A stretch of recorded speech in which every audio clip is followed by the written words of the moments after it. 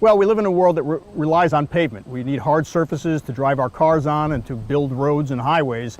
But the thing about hard surfaces is that water doesn't have any way to go through it. So what happens is when water gets onto that surface, it travels very quickly, and wherever it's ending up could be the subject of pollution down the line. So stormwater infrastructure is intended to try to create a natural system where water goes into the ground before it goes out to surface waters. Green infrastructure is one way of managing that water. And again, it's a way of working with nature to find a way to redirect water off of hard surfaces into softer, more porous surfaces and bring stormwater into the ground so it has time to be diluted and treated before it gets out to surface water. Over the past decade, DEP has invested more than $10 billion in sewer and wastewater treatment plant upgrades to improve water quality in New York's waterways.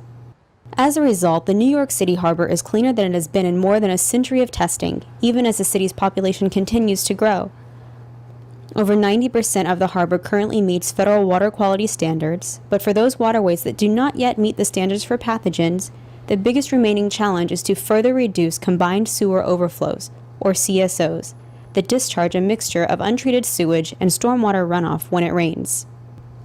On a sunny day, the city's 14 wastewater treatment plants treat 100% of the sanitary waste that is generated by homes and buildings whenever a toilet is flushed or water goes down the kitchen drain. When it rains, the water that hits rooftops, streets, and sidewalks is called stormwater runoff and enters the sewer system through catch basins, drains, or gutters. New York, like many other older cities, has a combined sewer system. This means that stormwater runoff combines with the sanitary waste inside of the pipes.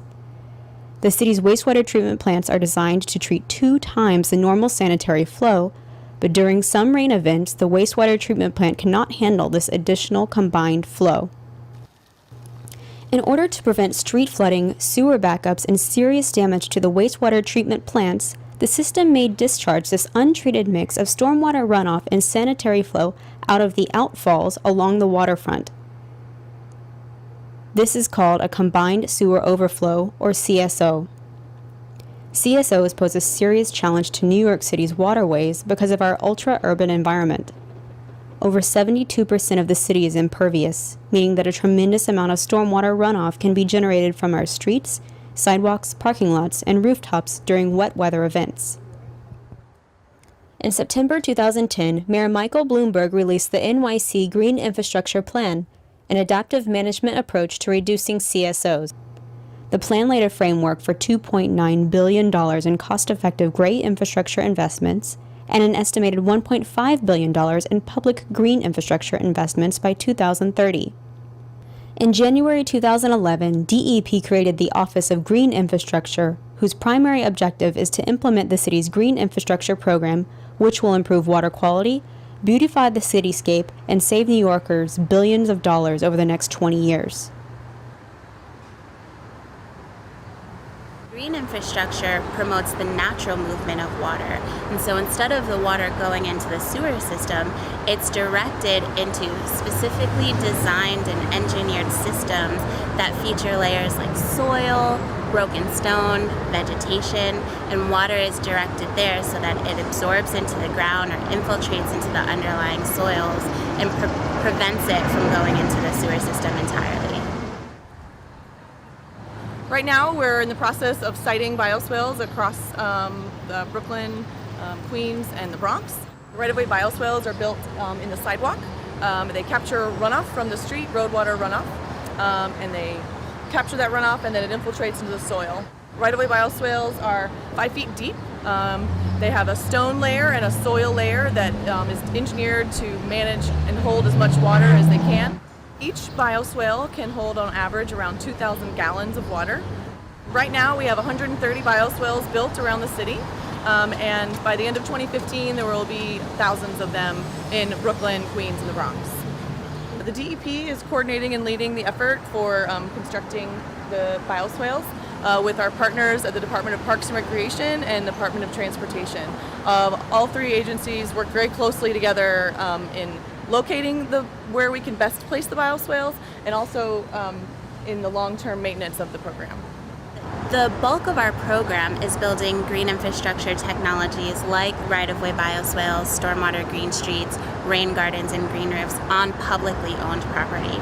So we have many partnerships with city agencies through a green infrastructure task force, and we work with those agencies to identify properties within our priority areas that might be a good fit for green infrastructure retrofits.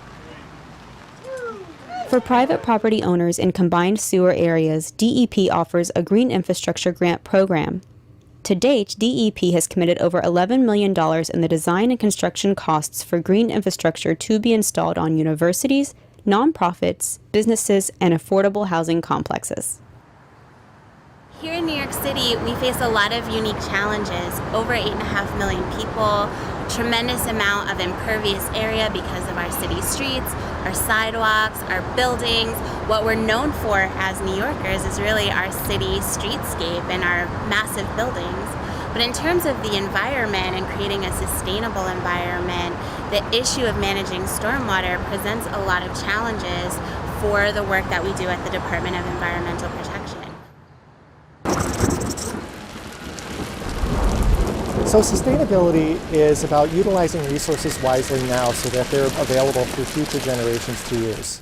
In developing green infrastructure around stormwater, what we're trying to do is to preserve water quality into the future for New Yorkers. So this is an example of green infrastructure. And green infrastructure is defined as using our plants, soils, and natural environment to try to mitigate the impacts of the development that we see behind us. Here, this is a new LEED certified building that was built on the Hofstra University campus on Long Island. And in doing so, the designers built this low area to collect stormwater running off of that parking lot and storing it here. By putting the water here, we're preventing the pollution and excess water from entering the surface water bodies that surround Long Island. Porous pavement is one type of green infrastructure, and porous pavement essentially is a hard surface that has the ability to absorb water. When you put water on top of a porous pavement, you still have the hard structure of pavement, but the water goes down through it as opposed to sliding over it. And by retaining that water going down as opposed to over the top, you can hold pollutants back, you can hold sediments back, and you can provide for better water quality protection at the end of the line.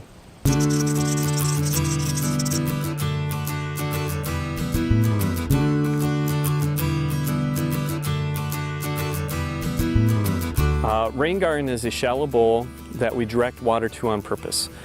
Rain gardens mimic nature, so what we try to do is we have a spot for water to be collected, and then we let that water soak back into the groundwater. If the water soaks in a day or less, it's a rain garden. If the water sits there longer than a day, it's not a rain garden. It's a swamp, a bog, or something else. So then we plant that rain garden with deep-rooted plants. The plants take up that water, soak up that water, use that water, and clean that water almost to drinkable standards within 2 to 3 feet underneath that soil. Most people think that a rain garden is a wet spot, so you want wet plants. It's actually the opposite. You actually want dry plants that can handle some water, not wet plants that can handle drought. The rain garden is only wet when it rains, so it's only wet a small percentage of the time. You want more dry plants that can handle water.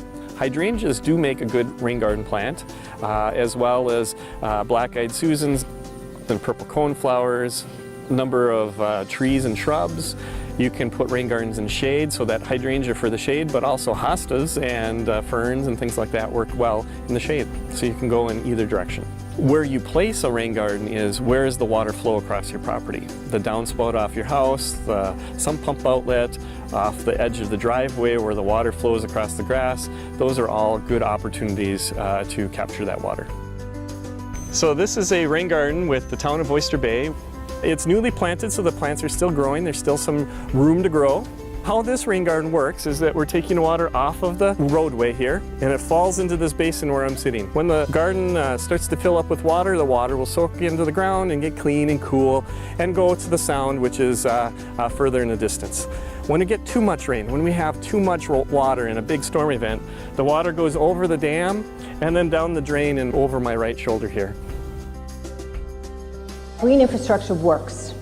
It helps to reduce pollutants. A series of rain gardens can revitalize communities. People take pride in community gardens.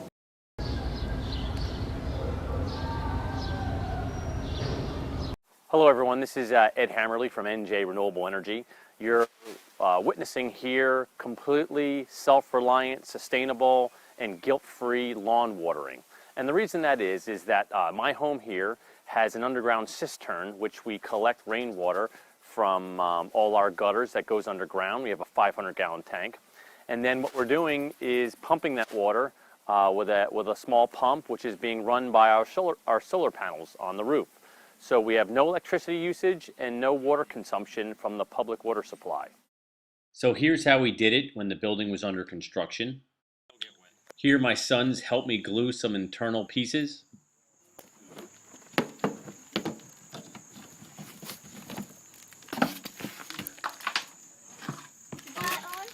All right, so this is what... And once the pipes were connected, the tank fills up rather quickly.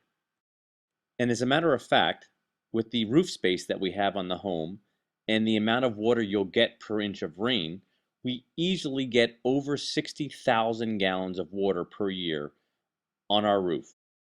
Now, we're not collecting that much water, nor are we set up to.